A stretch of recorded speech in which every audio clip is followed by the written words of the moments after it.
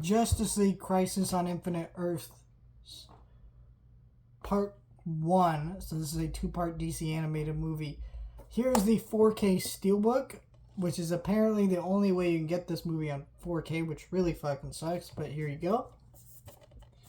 There you go. Looks all nice.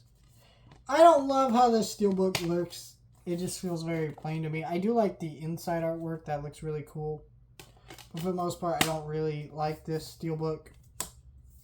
And, the 4K did look good, though. I mean, okay, so I've had some of these DC animated movies on Blu-ray, and then I've had the 4Ks. The 4Ks are an actual improvement to the Blu-rays.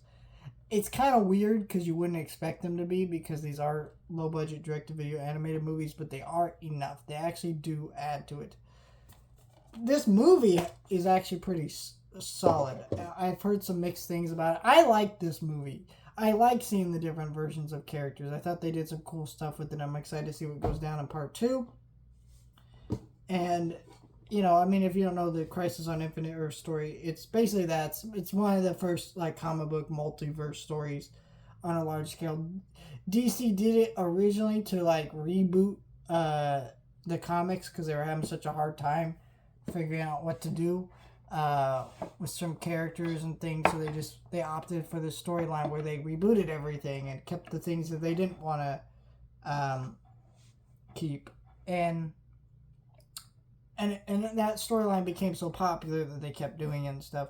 And so I think this is a fun movie. Where I think this movie falters, I think some people might have expected this movie to be as good as Justice League Dark Apocalypse War, where this is that movie was the reboot of that DC timeline. This is the reboot of this DC timeline. The Tomorrowverse, I believe, is what they call it.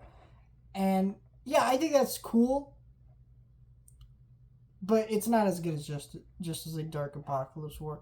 That is an awesome movie. It's got a lot of great stuff in it. And this is just not on that same level, unfortunately. It's still a good movie.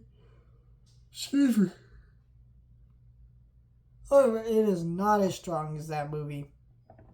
And if you want it to be, it's I think lower your expectations a little bit, just because still a good movie, but it's not on that same level.